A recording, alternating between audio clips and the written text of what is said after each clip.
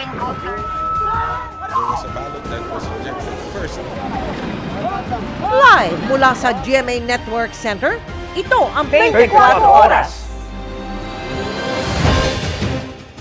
Magandang gabi po, Luzon, Visayas at Mindanao. Dumagsa at maghapong pumila ang mga nagpabakuna kontra rabies sa San Lazaro Hospital sa Maynila ngayong araw. Noong nakaraang linggo pa, dinaragsa ang ospital. Kasunod ng mga naiulat na nasawi dahil hindi nagpabakuna o hindi tinapos ang anti-rabies vaccine matapos makagat o makalmot ng hayop. Mahigpit at paulit-ulit na paalala ng mga eksperto, huwag baliwalain ang rabies dahil ito ay nakamamatay. Narito ang pagtutok ni Marisol Abduraman. Kaninang umaga, dinagsa ang San Lazaro Hospital sa Maynila ng mga gustong magpaturok ng mga anti-rabies vaccine. Kabilang ang 6 na taong gulang na bata. Nakalmot daw ng alagang pusa ang kanyang gilagid noong Biyernes. Nagtalon-talon siya. Pagtalon po niya sa paupo, doon po siya hinablot sa bibig. Hinablot siya ng pusa? Opo. Nag-iyak siya? Opo. Nung mano na yung dugo, malabas na po. Sa kamay naman kinagat ng alaga ring aso, ang 11 taong gulang na batang ito. Siyempre yung aso hindi mapigilan, nagkagat-kagat siya, pero hindi naman po mariin. Habang nakapila ang mag-ama para sa second dose ng bakuna ng anak, nakapila rin sa new cases ang kanyang mag-ina matapos makalmot rin ng alaga ring aso ang panganay na anak. Katatapos nilang bakunahan nung nakarang linggo ang isa pa nilang anak na nakagat din ng aso. Dito po sa binte. Medyo may kalaliman kasi, hapdi. Tapos yung isa naman, ganun din, nakagat din. Mahapdi rin daw. Kaya na namin dito para may peace of mind. Sa tala ng San Lazaro Hospital, karamihan sa mga nagpupunta rito ay nakagat o nakalmot ng mga alaga nilang aso o pusa. Karamihan sa mga pasyente ay totoong may kagat o may kalmot nitong mga nakaripas na 2 linggo. Pero karamihan din or meron din kaming porsyento ng mga pasyente na dahil sa napanood nila, naalala na lang nila na nakagat sila. Mag-alas 12 ng hapon, ganito pa rin kahabang pila dito sa Animal Bite and Treatment Center sa San Lazaro Hospital. Karaniwan daw na umaabot sa 2,000 ang bilang ng mga nagpupunta rito kada araw simula nung nakaraang linggo. Magkatapos lumabas ng mga kwento sa social media tungkol sa mga rabies deaths na nangyari dito sa ating bansa, biglaan talagang tumaas ang aming mga animal bite consultations. Dito lang sa San Lazaro, umabot sa 64 ang kaso ng rabies noong nakaraang taon at simula Enero ngayong taon, nasa 15 na ang naitatalang kaso. Paalala ng mga doktor, magpaturok agad ng anti-rabies vaccine oras na makagat o makalmot ng hayop. Once na meron ng simptomas yung mga pasyente o nagwawala na sila, takot na sila sa hangin, takot na sa tubig, wala nang kahit na anong bakuna o kahit na anong gamot na i-epekto. Sigurado ang kamatayan. Mahalaga rin na bakunado ang mga alagang hayop. Dapat si Brownie at si Mingming binabakunahan. Kasi pag ang mga aso at pusa ay bakunado, hindi po yan makakalipat ng rabies. Libre ang mga bakuna sa mga aso at pusa sa mga LGU. Pero kung maniningil man yung mga LGU, nababalitaan ko rin yung iba, nasa 100 pesos lang kada turok once a year. Tapos, yun naman po sa private, hindi lumalampas mga 300, 400 pesos. So talagang abot kaya yung bakuna sa mga hayop. Libre din maging anti-rabies vaccine sa tao. Meron naman daw animal bites package sa PhilHealth kung sa mga pribadong ospital magpapaturok. Paalala ng mga eksperto sa pagpapabakuna, tiyaking kumpleto ito. Para sa GMA Integrated News, Marisol Abduraman, nakatuto 24 oras.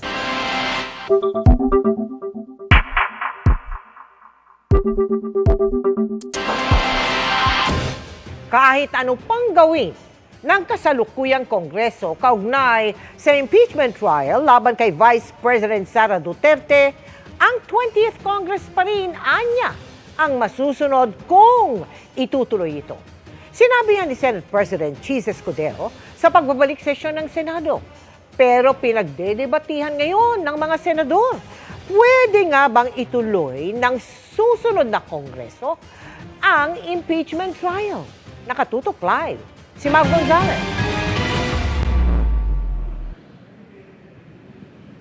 Mel, kanina meron nang pahapyaw ng debate dito sa diskusyon ng impeachment trial ni Vice President Sara Duterte dito sa Senado.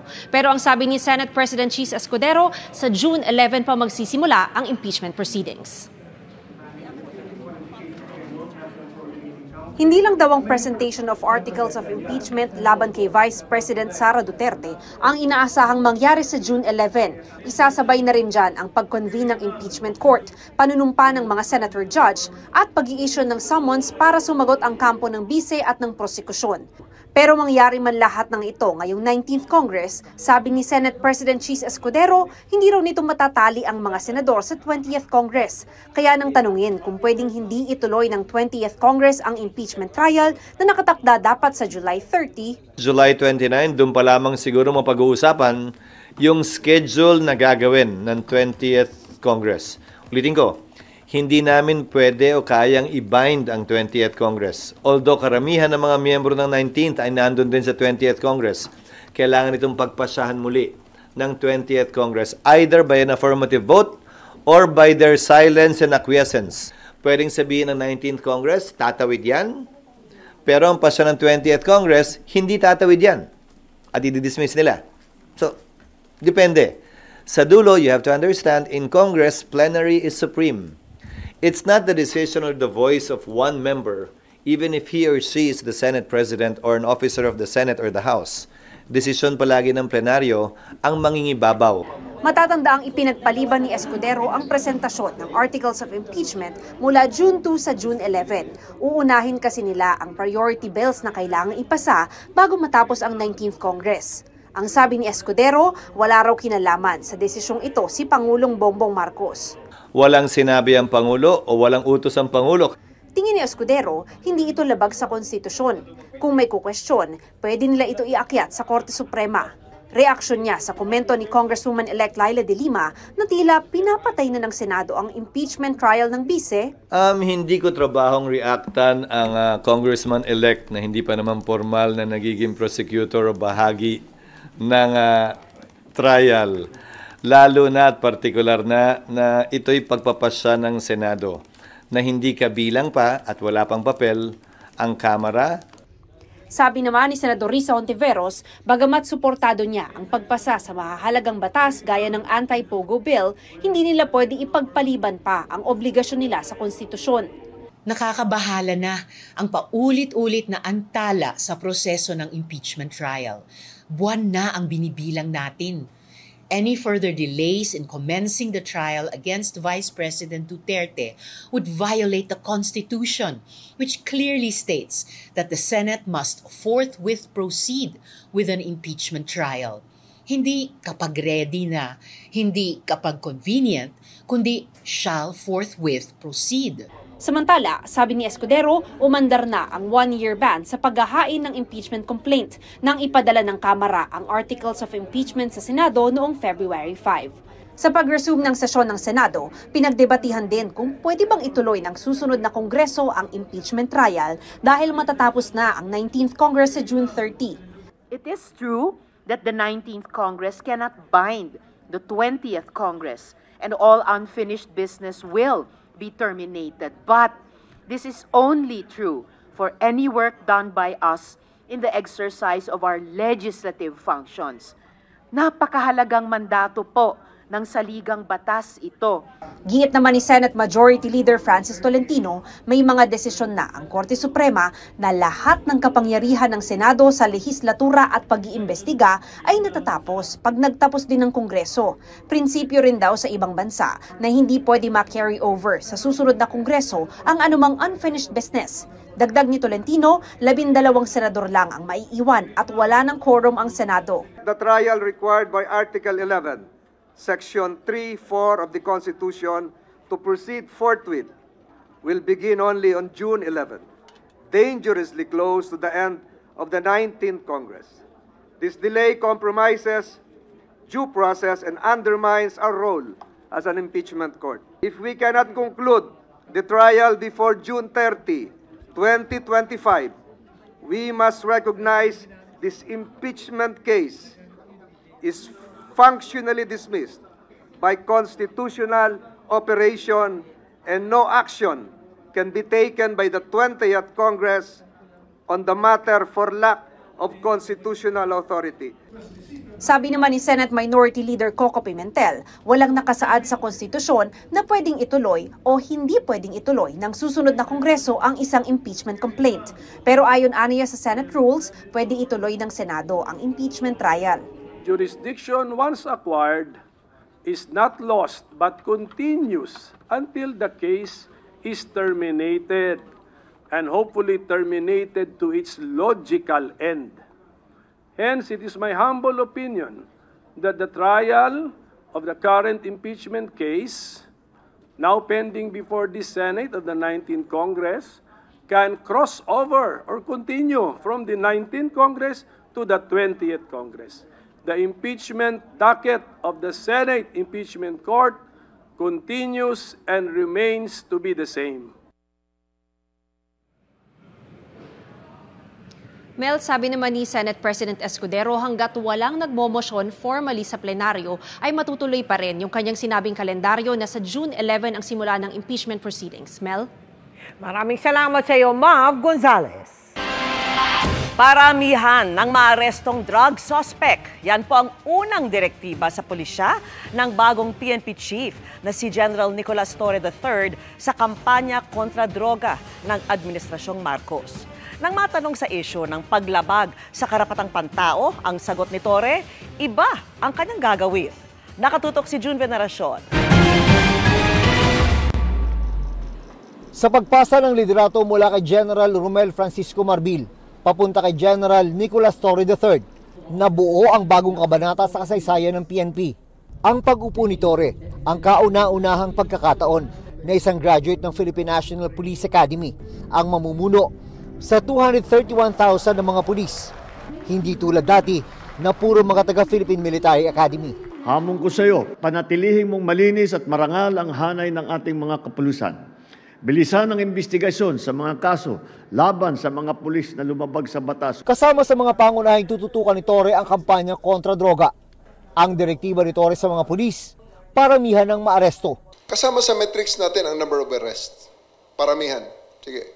Paramihan. Those are the things that primarily will be the metrics of performance of individual policemen. Yung reward system. Batatandaang nung investigasyon ng House Squad Committee tungkol sa gyera kontra droga ng Administrasyong Duterte. Ibinunyag ng ilang opisyal ng pulisya na may kailangan silang maabot na quota ng mga aarestuhing drug suspect. Kaya tanong kay Torre, baka mauwi na naman sa paglabag sa karapatang pantao kapag nagparamihan ng aresto? Ang sabi ni Torre, ibahin raw ang kanyang gagawin. Tandaan natin, yung mga tao na inaresto mo, hindi mo binaril, hindi mo pinatay. Buhay yan. Sabi ni PNP Chief Nicolas Torre III, meron naman mga opisina gaya ng Internal Affairs Service ng PNP na pwedeng lapitan ng mga naaresto kung sa tingin nila ay nalabag ang kanilang mga karapatan. Paramihan naman ang mapapanalong kaso ang sukatan ng performance ng mga abogado ng legal service. Bago maging PNP Chief, si Torre ang nagpatubad ng pag-aresto kay dating Pangulong Duterte para mapaharap sa International Criminal Court. Kaya tanong sa kanya kung nakahanda rin ba ang pulisya sakaling maglabas ng warrant of arrest ang ICC o International Criminal Court laban kay dating PNP Chief at Senador Bato de la Rosa na siyang unang nagpatubad ng Oplan Tokhang ng Administrasyong Duterte. We'll just cross the bridge when we are there. But obviously, we are also making contingencies. Patuloy naman ang pakikipag-coordinate ng PNP sa Interpol bilang isa sa mga paraan para mapabalik sa bansa ang dating Duterte Presidential Spokesperson na si Attorney Harry Roque na nasa Netherlands. 2 kapwa-akusado ng ni Roque sa kasong qualified human trafficking ang naaresto ng PNP CIDG. Abogado naman si Harry Roque, di harapin niya. Kasi ito yung kaso na hindi mo na pwedeng dalhin sa kalsada o para rally. Sa ilalim ng kanyang pamumuno, wala raw padri-padrino kung promotion ng pag-uusapan, sabi ni Torre. Ang career growth ng pulis ay nakabase sa kanilang performance. Tulad na lamang ng pagsunod sa patakaran ni Torre na 3-minute response time ng mga pulis sa mga pangunahing urban areas sa buong bansa. I would like to tell my people, give your best because kung hindi nyo kayang gawin, may papalit sa inyo na magsusubok din na gawin ang mission. So everybody should be in their toes. Para sa GMA Integrated News, June Veneracion, nakatutok, 24 oras. Naalarma ang Commission on Human Rights sa direktiba ng bagong PNP Chief na paramihan ng maaresto. Ayon sa CHR, dapat maglabas daw ng malinaw na polisiya ang PNP chief na hindi nakabatay sa numero, kundi sa tamang proseso ng paghuli. Nakatutok si Ian Cruz. Kasama sa metrics natin ang number of arrests. Paramihan. Sige. Paramihan. Sa ganitong paraan daw susukatin ang performance ng kada pulis sa kampanya ng PNP laban sa illegal na droga. Paramihan ng maaresto ayon sa bagong upong PNP Chief, Police General Nicolas Torre III. Naalarma rito ang Commission on Human Rights. Medyo naalarma po kami dito sa Commission on Human Rights dun sa statement na yon. Kasi kami po dito, ang panuntunan namin is hindi po dapat pwedeng maging sukatan ang paramihan ng huli. Kung di, ang dapat na maging sukatan ay tama ba yung proseso ng panghuli. Yung tao bang yun ay nagkukomit ng crime at kaya siya nahuli. Iginit naman ang bagong PNP Chief Torre na dapat na ayon sa batas ang pag-aresto at kung tingin ng inaresto ay nalabag ang kanyang karapatan, may mga tanggapan ng gobyerno na maaari nilang lapitan. Pero sabi ng CHR, dapat daw maglabas si Torre ng malinaw na direktiba na siyang ibababa at susundin ng lahat ng mga pulis sa buong kapuluan. Mahalaga na may malinaw na pulisiya ang PNP ukol sa paramihan ng huli lalo't karaniwan sa mga naaresto na sa hanay na may hirap at vulnerable sectors na kadalasang walang access para sa mga remedyo sa batas. Kung ang ating sukatan ay numbers, baka po paramihan lang talaga just for the sake na makapag-comply sa directive. Hindi tama yung proseso ng panguhuli o baka wala namang ebidensya just for the sake na hulihin lang yung tao. Ma-meet lang nila ba yung numbers. So yun po yung very alarming. Open po siya sa abuse. Yun po ang nakakatakot po doon. Para sa GMA Integrated News, Ian Cruz, nakatutok 24 oras. Kahit suspendido ang pagsasaayos ng EDSA, tuloy pa rin ang No Contact Apprehension o NCAP. Mahigit 50 motorista na nahuling nagtakip o nagtanggal ng plate number para iwasuli. Sinampahan ng MMDA ng reklamo. Nakatutok si Joseph Moro. Kung dati face mask, ngayon naman paper plate. Tahon o di kaya panty. Yan daw ang ilan sa ginawa ng mga pumaparaan para malusutan ng NCAP o No Contact Apprehension Policy ng MMDA. Ang motor na ito huli nang dumaan sa EDSA busway. Wala umanong plaka pero nang tingnan ng mga operatiba ang compartment nito, sadyang tinanggal ang plaka para iwas NCAP. Hindi raw uubra ang ganitong mga pagsaway sa NCAP. Kanina inihain ng MMDA ang mga reklamong paglabag sa traffic code laban sa lampas 50 motorista na nagtatakip ng kanilang mga plaka. Hindi lang po mga motorcycles, but now to the extent even four-wheel vehicles, deliberately tinatakpan po ang mga plaka just to escape the mere apprehension of the NCAP. Maglalabas ang LTO ng mga show cause order laban sa mga ito para pagpaliwanagin sila. Babala ng MMDA at LTO bukod sa multa sa paglabag sa batas trapiko, maaari ring sampahan ng reklamong kriminal, lalo na yung mga motorsiklo na nagtatakip ng kanilang mga plaka. 5,000 ang multa dito at paglabag yan sa Motorcycle Crime Prevention Act. May pagkakakulong po ito na 6 months and 1 day to 2 years. Sumunod na lang po tayo sa batas para po hindi lumaki ang problema ninyo. Hindi raw pwedeng gawing palusot na wala pang plaka, lalo na yung mga bagong sasakyan dahil ayon sa LTO wala na silang backlog. Kung wala pa silang nakuha ang plaka, dapat nakalagay sa likod nila yung MV file number. Without the plate po, we can also apprehend para malaman bakit wala ka pang plaka. Maaari raw ma-check sa plate number tracker kung available na ang plaka nyo na pwede pang ipa-deliver sa bahay ninyo.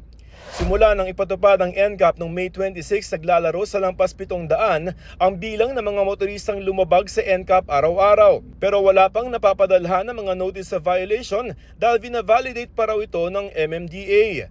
Nagkilos protesta naman ang grupong Stop NCAP Coalition na nanawagan na suspindihin muna ang pagpapatupad nito hanggat hindi pa maayos ang mga kalsada at mga signages. Maghahain daw sila ng petisyon sa Korte Suprema para ipa-TRO ang NCAP. NCAP mahirap! Pag-aralan po muna natin muli Sa isang petisyon na inihain na sa Korte Suprema, hiniling sa Korte ang klarifikasyon kung saan lamang pwedeng ipatupad ang NCAP. Para sa GMA Integrated News, Joseph Morong, nakatutok 24 oras. Saktong 2 linggo bago ang pasukan, dagsa sa Divisoria ang mga namimili ng uniforme at gamit pang eskwela. Yan po ang tinutukan ni Oscar Oida. First look ko pa lang sa bahaging ito ng Divisoria, di may pagkakaila. Back to school na nga. Kaya mala-blockbuster na kung dumugin ang mga panindang pang-eskwela. Kung sa bagay, name it, they have it. Mula sa mga notebook, pencil, ballpen, school bag, pati uniforme, di ka mauubusan. Ang mahalagat importante pa umano, presyong abot kaya. Bagay na napakahalaga umano sa isang ina na gaya ni Rose Ann na taga Valenzuela. Mangyari, natenga raw sa trabaho ang kanyang OFW na mister. Kaya sa kaunting naipon, pagkakasya nila ang mga pang-araw-araw na gastos. At ngayon, pati school supplies ng 2 anak. Hinati ko po ngayon sa yung ipon po namin sa school nila kasi magkapatid sila, mag-school na din yung bunso. Yun, sa mga hinati-hati ko lang po. Ito mga 10, sa mall na po mga 30. Nagtitipid po bilang nanay. Ito ngang si Liza, pasabay ang style. Nagkusa ng ipamili ng school supplies, di lang ang kanyang mga anak, kundi pati mga pamangkin, maging ang mga kapitbahay. Malaking tipid daw kasi kung pakyawan ang pamimili. Kasi mas makakamura po pagkabultuhan. Mas makakatipid po. Kahit na piso lang yan o kaya 2 piso, 5 piso, napakalaking bagay na po sa amin na mahihirap. Kumbaga, ang piso kasi mahalaga para sa akin. Mura din dito ang uniforme. May mabibili as low as 100 pesos.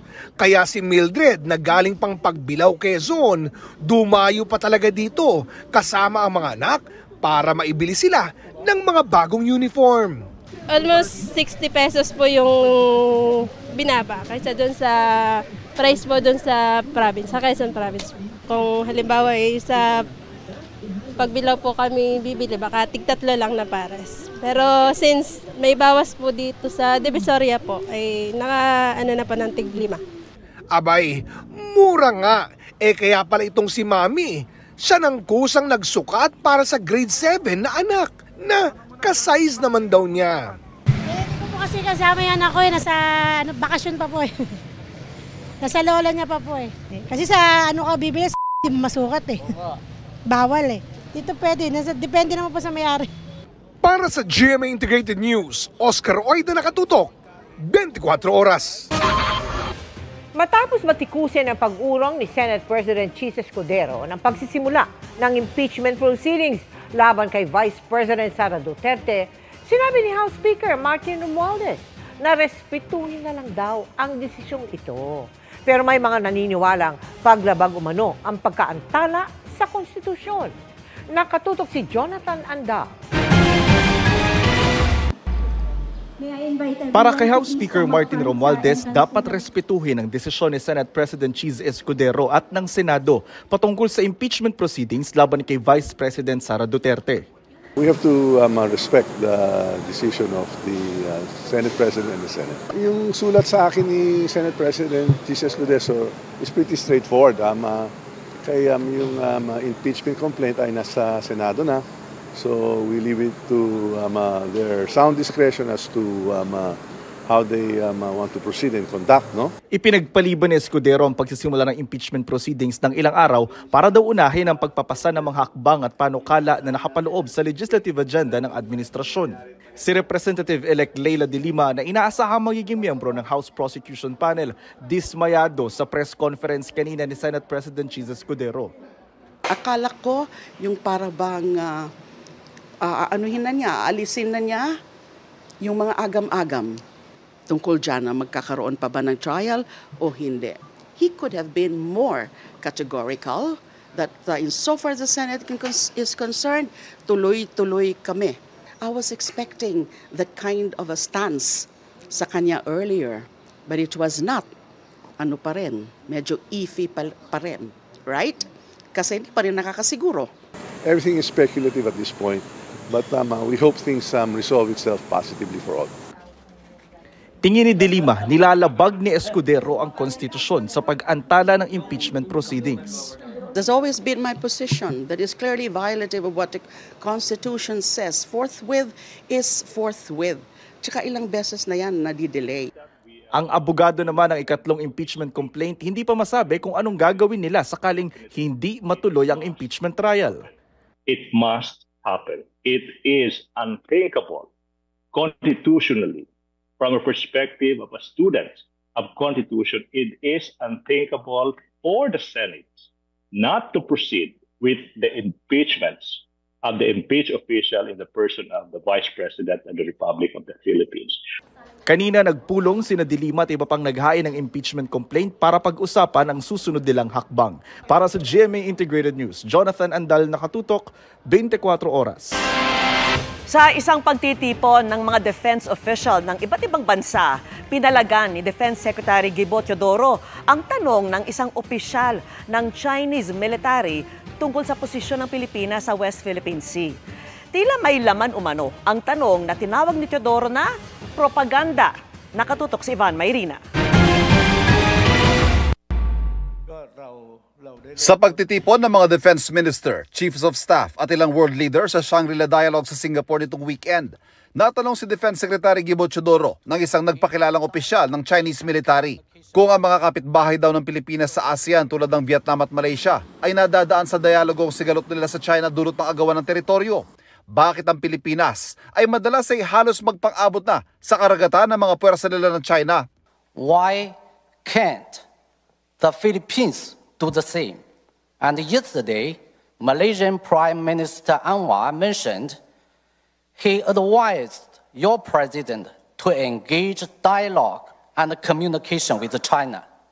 So will the Philippines follow his advice and change its current approach to the South China Sea issue? Or does the Philippines intend to act as a proxy for external powers? The United States is selling more arms to this region and setting up more military bases in the Philippines. Are you concerned that a proxy war in Asia might be launched? Nagpahaging naman si Teodoro bago sagutin ang mga tanong ng opisyal ng Chinese military. Thank you for the propaganda spills disguised as questions.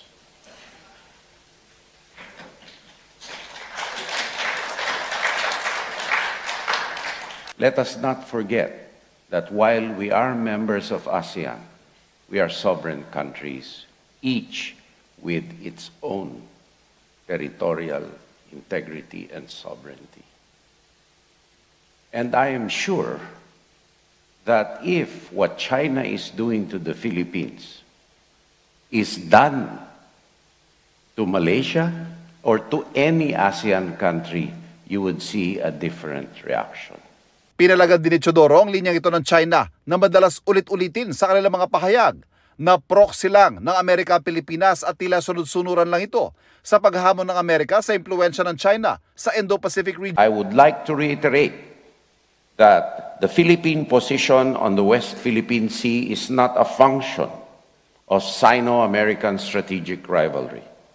Instead, it is caused, no doubt, by the overreach of the Chinese Communist Party, of which the most glaring evidence is the 9, 10, or 11 dash line that has absolutely no basis in international law.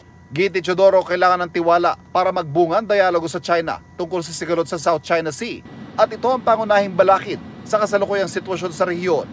Hindi dumalo mga matataas na defense officials ng China sa Defense Forum.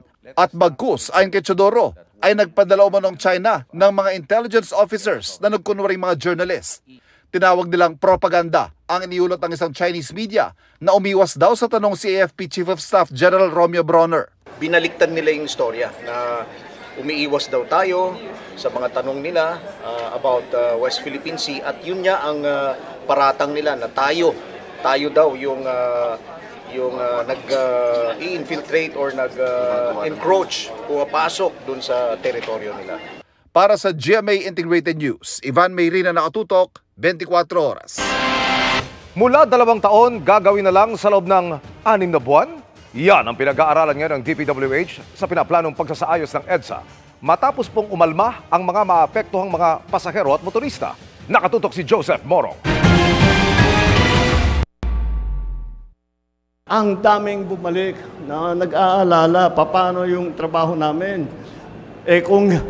Kung ang pag-commute namin ay napakatagal na, madadagdagan pa ng 1 oras, 2 oras, wala na talaga, hindi na kami uuwi.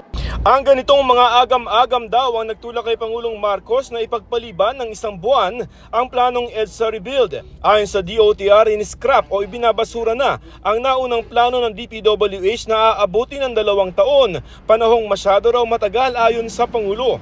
Pinapabago niya yung buong plano. Ang sabi ni Presidente, find a better way. Find a better way para hindi mahirapan ang mga kababayan natin. And the better way means not 2 years, but 6 months. Nang i-anunsyo ang EDSA rebuild, marami ang nagreklamo na maapektuhan nito ang kanilang araw-araw na pamumuhay, lalo pat halos kasabay nito ang pagbubukas ng klase. I think he was responding, number one, to people who have told him that there is a better way, that there is a non-conventional way. And that non-conventional way will address public concerns on the length of time that we all have to suffer. Ayon sa DPWH, nire-revise na nila o binabago na nila ang plano at pinag-aaralan na rin ng mga bagong teknolohiya para magawa ang gusto ng Pangulo na hanggang 1 taon na rebuilding ng EDSA. We are going back to the drawing board para tingnan namin kung ano po pwede namin gawin for us to expedite the process. Actually, sabi nga niya, tingnan ninyo yung mga international practices, mga materials na ginagamit, yung state-of-the-art process at kung ano pwedeng gamitin to fast-track the implementation. Ayon pa kay DPWH Secretary Manuel Bonoan, kasama sa titingnan din ang mga paraan para i-manage ang traffic sa EDSA. Sa ngayon, sinuspindi na rin ang odd-even scheme na eksklusibo sanang gagamitin sa EDSA para mabawasan ang volume ng mga sasakyan habang ginagawa ito. It has to be well disseminated to everybody so that once we start, wala na ho yung mga agam-agam, mga reklamo. I think the President is worried about all these things na parang hindi pa naintindihan mabuti ng mga general public. Gusto niyang may streamline at sa ganon, pagka nag-start is everybody understands actually what the project is all about. Pagtitiyak naman ni Dizon, tuloy-tuloy pa rin naman ang pagdadagdag nila ng bago ng MRT, pagpapabilis ng pagpasok dito tulad ng pagtatanggal ng mga X-ray machine at pagdaragdag ng mga bus sa EDSA bus carousel habang hinihintay ang EDSA rebuild. Para sa GMA Integrated News, Joseph Morong, nakatutok 24 oras. Isa na namang barko ng China ang namataan sa loob ng Exclusive Economic Zone ng Pilipinas. Ni-radio challenge ito ng Philippine Coast Guard pero hindi rumesponde. Nakatutok si Chino Gaston. You are advised that you are currently sailing within the Philippines Exclusive Economic Zone. Masungit man ang panahon at naglalakihan ng alon, lumapit at nag-radio challenge ang BRP Cabra ng Philippine Coast Guard sa Chinese Coast Guard Vessel 3105, 75.9 nautical miles mula sa Palawig Point sa Zambales. You do not possess any legal authority to patrol within the Philippines Exclusive Economic Zone. You are directed to cease and desist from conducting illegal maritime patrols within the Philippines Exclusive Economic Zone. Abot sa 8 hanggang 10 talampakan ang laki ng mga alon na naging hamon sa maliit na 44-meter vessel ng PCG. Hindi sumagot ang Chinese Coast Guard vessel na tila namamalagi sa loob ng Exclusive Economic Zone ng Pilipinas. Kung hindi sila sumagot, I don't think that we can hold them accountable for not responding. But definitely, we are challenging their illegal presence dito sa ating Exclusive Economic Zone, no? And that they never inform us of their intention why they are there. Matapos ang ilang oras, pinuntahan ng BRP Cabra ang isang Filipino fishing vessel na FFB Janjan na nasiraan dahil sa masamang panahon. Matagumpay na nahatak ang bangka pabalik ng home port nito sa Subic, Zambales. Pinalitan ng BRP Bagakay ang BRP Cabra na bumalik sa Subic para hatakin ang nasirang fishing boat. Sa mga susunod na araw, magsasagawa ito ng maritime patrol sa Baho de Masinloc at bandayan ang dagat ng Zambales. Sa huling impormasyon ng PCG, umalis na sa dagat na bahagi ng Zambales ang CCG 3105 at bumalik na ng Baho de Masinloc. Para sa GMA Integrated News, Chino Gaston nakatutok, 24 oras. Happy Monday, chikahan mga kapuso! Back-to-back ang exciting projects ni Julian San Jose mula sa puno ng plot twist na Slay hanggang sa bagong season ng The Clash. Busy man ang schedule, fresh and glowing si Julie na ibinahagi pa ang kanyang dream wedding. Makichika kay Larson Tiago. Fresh and glowing si Julian San Jose sa kanyang muling pagharap sa media at social media influencers. May sikreto ba sa kanyang beauty? Aside sa self-care, kailangan talaga na may maintenance tayo palagi, especially sa skin. Pero mas malaking bagay raw para sa Asia's Limitless Star ang inner happiness, lalo na sa love life. Wedding months kung ituring ang buwan ng Hunyo. Kaya nang aming tanungin si Julie sa kanyang dream wedding. Gusto ko simbahan. Kasi very traditional din kasi yung pamamaraan ng pamilya ko eh. So I also want to, preserve that tradition dun sa family namin. Maybe out of the country, I don't know. Sa ngayon, nakatutok si Julie sa suspense mystery drama series nila ni Gabi Garcia, Mikey Quintos, Isabel Ortega at Derek Monasterio na Slay. Mas lalong exciting daw ang mga twist na magaganap sa GMA version na napapanood gabi-gabi. You have to see the GMA cut kasi iba yung edit niya eh. Kaya I'm also happy and excited then for the people to see.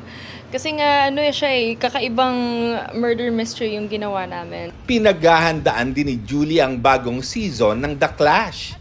Hindi raw niya akalain na unang araw pa lang ng kompetisyon, pasabog kaagad ang mga maglalaban-laban. Sa June 8, may mga magaganap na mga kawindang-windang mga na-surpresa. So, magkakaroon dalawang grupo, New Clashers and the Clashbackers. So, for sure talagang nakaka-excite siya kasi iba din yung iba din yung labanan eh. Talagang maraming magagaling. Lars Santiago, updated sa showbiz happening. Karamihan ng mga kaso ng rabies sa bansa ay bunsod ng kagat o kalmot ng mga aso at pusa. Partikular na problema ang mga aso at pusang gala, pati mga alagang hayop na hindi bakunado sa rabies. Nakatutok si Mark Salazar. Pet lovers daw ang mga Pilipino, sabi ng SWS survey noong 2023. Dahil 64% ng Pinoy households may pets. Pero tila marami sa mga nag-aalaga ay hindi naman pamilya ang turing sa pet nila. Pagka nanganak yung aso nila, ipapamimigay nila kasi cute. And then yung dog po na yun, pag lumaki at nagkaroon ng sakit, papabayaan po nila. Yun po yung nagiging stray. And then most of the puppies po na nailalabas ay mga females din. So nanganganak at nanganganak. Ganyan ang problema ng Quezon City, gaya rin ng ibang lugar. Umaabot nga sa 300 stray animals kada buwan ang nare-rescue nila, pero hindi pa rin sapat para habulin ang dami at bilis ng panganganak ng stray sa kalsada. Isipin mo namang ang isang babaeng aso ay kayang magsilang ng 30 tuta sa loob ng isang taon. Normal dog like a spin dog is kayang manganak po or mag-litter at least 8 puppies po or more sa kanyang panganganak. And yung dogs po ay nanganganak at least 3 in a year. Tansya ng Quezon City Veterinary Department, nasa 700,000 ang pets sa syudad. Pero hindi nila alam kung ilan sa kanila ang lumalaboy sa mga daan. Sa pagdinig ng Senado noong nakaraang taon, lumabas na mahigit 13 million ang bilang ng mga stray dogs and cats sa buong bansa. Problema yan dahil mga aso at pusang gala na hindi bakunado sa rabies ay kasama sa mga nagpapakalat nito. Kaya mahalaga raw ang responsible pet ownership para makontrol din ang pagkalat ng rabies. Kailangan din po talaga is ma-educate sila at the same time ma-enforce sila ng isang city na kung paano yung tamang pag-aalaga po ng hayop. Ang DOH naman, pinaalalahanan ang lahat na huwag baliwalain ang kagat ng aso o kalmot ng pusa, ligaw man o alaga sa loob ng bahay. Huwag niyo pong pagalitan yung mga anak ninyo kung nakalmot or nakagat ng aso, hindi nila kasalanan yon. Bagkus ay ating ikonsulta para maiwasan kasi naiiwasan yung pagkamatay sa rabies basta tayo ay mabigyan ng bakuna. Habang nariyan ang problema sa naglipa ng stray animals, sapat daw dapat ang bakuna para protektahan ang tao at hayop sa rabies. Tungkulin po ng mga LGU, mga po sa ating mga PHO, mga CHO, no? Dapat po nagpo-procure tayo ng ating mga rabies vaccines at gamitin po natin yung PhilHealth package po natin. Para sa GMA Integrated News, Mark Salazar, nakatutok 24 oras. Mga kapuso, opisyal nang idineklara ng Pag-asa na nagsimula na po ang tag-ulan sa bansa.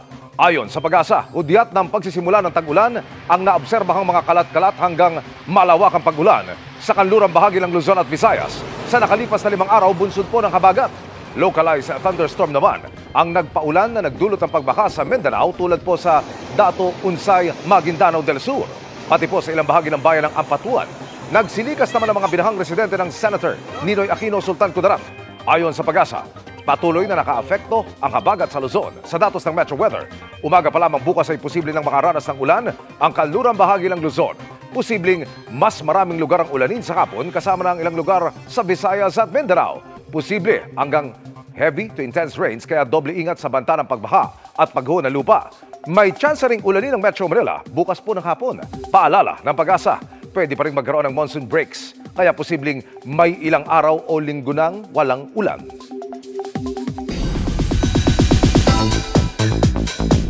Stronger na daw si Sparkle star Kylene Alcantara. All thanks daw ito sa kanyang support system.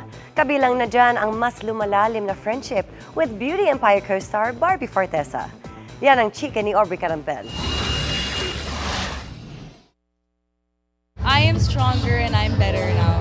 In high spirits, si Sparkle star Kylene Alcantara na sa kabila raw ng mga pinagdaanan ay nananatiling grateful and hopeful. Isa sa ipinagpapasalamat ni Kylene ang kanyang friendship with Barbie Fortesa na co-star niya sa upcoming GMA Network, Creation Studios at View Philippines series na Beauty Empire. Hello, CEO ng mga hindi kagandahan. Andito pala ang self-proclaimed CEO. Katunggaliman niya sa serye. In real life, mas naging close pa raw sila ni Barbie, lalo na magkasama sa South Korea kung saan may mga kinunang eksena para sa serye. Even though we're just there for 4 days, iba yung sa aming dalawa ni Barbie, iba yung naging bonding namin dalawa. Yung friendship namin, napunta talaga siya sa ibang level. Thankful din si Kylene sa family at iba pang kaibigan na kanyang support system. Sila alam nila lahat ng nangyayari or nangyayari sa aking buhay. And sa kanila kasi parang automatic naman na tutulong talaga sila. I mean, basta sila na nakakalam na I just love them so much. And hindi ako makakalagpas sa kung ano mang napagdaanan ko kung hindi dahil sa kanila. Kahit naman busy sa trabaho and showbiz commitments, sinisigurado raw ni Kylene na bigyan ng oras ang sarili. In her fitness era rin daw siya na naglalaro ng padel, tennis at nagpipilates din. I am in my journey of taking my health or my fitness seriously again because I believe na kasama rin siya siyempre sa self-love journey ko. Aubrey Carampel, updated showbiz happenings. Dagdag atraksyon sa Daraitad River sa Tanay Rizal ang mga nagpapatrolyang pulis.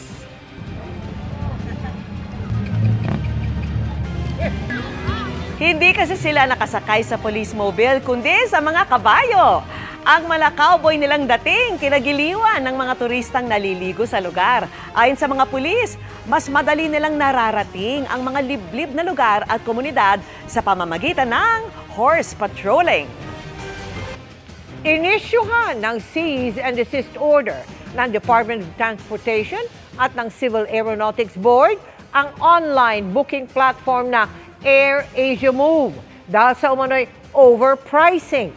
Kaugnayan ang report ni Leyte Representative Richard Gomez kay Transportation Secretary Vince Dizon na halos 80,000 piso ang bili niya sa dalawang one-way air tickets mula Tacloban pa Maynila sa naturang platform. Pinag-aaralan na ang paghahain ng kasong economic sabotage laban sa booking platform. Pinag-utos din ng DOTR sa PNP Anti-Cybercrime Division ang pagpapasara sa website nito. Pinagsasamantalahan po nitong mga online na platforms na ito ang current na situation sa Tacloban. This is actually criminal. Criminal na itong ginagawa nitong AirAsia Moves. I've also asked the CAB and the DOTR to immediately file economic sabotage, a criminal economic sabotage case against AirAsia Move. Batay sa sulat ng AirAsia Move na inilabas ng DOTR kanina, sinabi nitong nagsagawa na sila ng mga hakbang bilang pagsunod sa cease and desist order. Gayunman, iginiit ng Malaysian-based company na ang mga air carriers ang sakop ng jurisdiksyon ng CAB at hindi ang mga foreign-based online travel agency. Sa iwalay na pahayag, sinabi rin ng Move na hindi nila minamanipula ang airfare. Bilang online travel agency, ang ipinapakita daw nila ay ang listahan ng mga flight at datos ng presyo base sa impormasyong ibinibigay ng mga otorisadong supplier nito. Pero ang giit ng CAB, sakop ng kanilang mandato ang ticket pricing at otorisado rin silang magpatupad ng price ceilings sa airline fares. Mahalagang maintindihan ang panganib na dulot ng kagat o kalmot ng hayop. May mga pagkakataon kasing binabaliwala lang ito at tila hindi alintana ang posibilidad ng sakit ng rabies. Babala ng mga eksperto, dapat itong maagapan bago pa lumabas ang mga sintomas dahil pag nangyari ito, huli na ang lahat. Panoorin ang ulat ni Dano Tingkungko. Ang mamatay sa rabies ang isa marahil sa pinakamasahol na paraan ng pagkamatay. Hindi lamang para sa pasyente kundi para na rin sa kanyang mga mahal sa buhay. Nakukuha ang rabies virus sa laway ng isang infected na hayop gaya ng aso at pusa na nangagat, nangalmot o nagkakontak sa mata, bibig o sugat. Ang pinupunterian nito ang nervous system ng isang tao. Ayon sa mga eksperto, maaaring tumagal ang incubation period ng 1 hanggang 3 buwan. Pero may pagkakataong inaabot hanggang 16 na taon bago lumabas sa mga sintomas ng rabies. Kung gaano kalakas yung virus na naka-infect sa isang pasyente. Number 2, kung yung immune system ng pasyente ay mahina, syempre mas mabilis mag-develop ng rabies. Number 3, kung gaano kalapit sa utak at sa spinal cord. Mas malapit sa utak at sa spinal cord, mas mabilis mag-develop ng signs and symptoms of rabies. At number 4, kung gaano kalalim yung sugat. Bago mangyari ito, kailangan makapagpabakuna na ang nakagat. Dahil kapag umabot na ang virus sa utak, unang lumalabas na sintomas ang lagnat, pananakit ng ulo at panghihina. Ang mas malalang sintomas, pagkatuliro, pagdedeliryo, paglalaway at hydrophobia o takot sa tubig at aerophobia o takot sa hangin. Na-hijack ng virus yung utak, nagiging disorganized yung responses ng katawan. Dapat kasi, para mabuhay ang isang tao, dapat sabay-sabay. May organization ang paghinga, ang pagtibok ng puso, diba? Yung pag-travel ng signals from the brain to the different organs of the body, dapat yan coordinated. Yun yung naaapektuhan ng rabies virus. Ayon sa World Health Organization, oras na umabot na sa central nervous system ang virus, fatal o nakamamatay ang rabies sa 100% of cases. Kapag ang virus ay nakaabot na sa spinal cord at nakaabot na yan sa utak, papasok na yung pasyente sa prodromal phase at eventually magiging restless at comatose ang pasyente. Kapag pumasok na yung pasyente sa prodromal, comatose phase, wala na tayong magagawa. Kung hindi agad makakapagpabakuna sa kung anumang dahilan, mainam na hugasan ng sugat. Ang una mo talagang dapat gawin ay hugasan yung sugat. Wound washing with soap and water, running water, sabon, for at least 10 to 15 minutes. Up to 20% ng mga kaso ng rabies ay may iwasan sa pamamagitan lamang ng pagwawash ng sugat with soap and water. Isa sa mahalagang determinant kung bakit umiikli ang incubation period ay dahil sa dami ng virus na pumasok sa katawan during the bite. So, kung yan ay babawasan natin sa pamamagitan ng paghuhugas using soap and water, malaking maitutulong nito. Paalala rin ng mga eksperto, hindi dapat pinapatay ang kumagat na hayop, lalo't mahalagang maobserbahan ito sa loob ng 14 na araw. Kadalasang misconception ng mga tao na kahit anong hayop, basta nakakagat ng tao, automatic na magde-develop yan ng rabies. Hindi po ganon. Ang isang hayop ay makakapag-transmit lang ng rabies sa taong kinagat niya kung siya ay may rabies na in the first place. So during that observation period, mahalaga po na alagaan pa rin yung hayop. Dapat kung kailangan nila ng food and water, we still provide them with food and water. Nga lang, kailangan pong i-secure natin kung saan sila ilalagay. Para sa GMA Integrated News, Dano Tingkong ko, nakatutok 24 oras. Thankful si Ruru Madrid kung paanong binago ng seryeng Lolong ang kanyang buhay. Alamin ang kanyang kwento sa chika ni Lars Santiago. Sabihin mo na ba sa kanya lahat, pati ang pagbubuntis mo? Ngayong gabi, yayanigin ng isang matinding balita ang Lolong, pangil ng Maynila. Buntis si Elsie? Sino nga kaya ang tunay na ama ng ipinagbubuntis ni Elsie, played by Shaira Diaz? Si Boss Ivan ang ama. Si Ivan na ginagampanan ni Martin Del Rosario o si Lolong Ruru Madrid? Kwento ni Ruru, wala na silang ilangan ni Shaira pagdating sa mga intimate scene. Ever since season 1 kasi magkaibigan na kami ni Shaira. So, kumbaga ngayon yung tiwala namin sa isa't isa buong-buo na. And at the end of the day, we're all actors. Pero kapag may intimate scene, nagpapaalam pa ba si Ruru sa girlfriend na si Bianca Umali? Di naman kami yung tipong kailangan magpaalam. Kumbaga pinapaalam lang namin na, mamaya pala. Para at least alam namin yung mga i-expect. Kasi syempre, ayaw naman namin na parang bigla na lang siyang i-ere. Tapos magugulat na lang yung isa na, ba't may gantong eksena ka, di ba? Tanggap rin daw ni Ruru na may mga pagkakataon na kailangang gumawa ng kissing scene si Bianca. Ngayon kasi si Bianca may mga eksena na siya na mga kissing scenes na rin, di ba? At katulad ng sinabi ko, hindi naman na natin maiiwasan yan. So kami siguro sa relationship, malaking factor na pares po kaming aktor. At naiintindihan po namin na kailangan pong gumawa ng mga ganitong klaseng eksena. May natitira pang 5 araw na taping ang Lolong.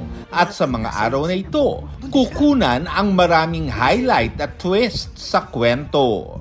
Ngayon pa lang, sobra na ang pasasalamat ni Ruru. Ang Lolong po talaga nagpabago sa aking buhay.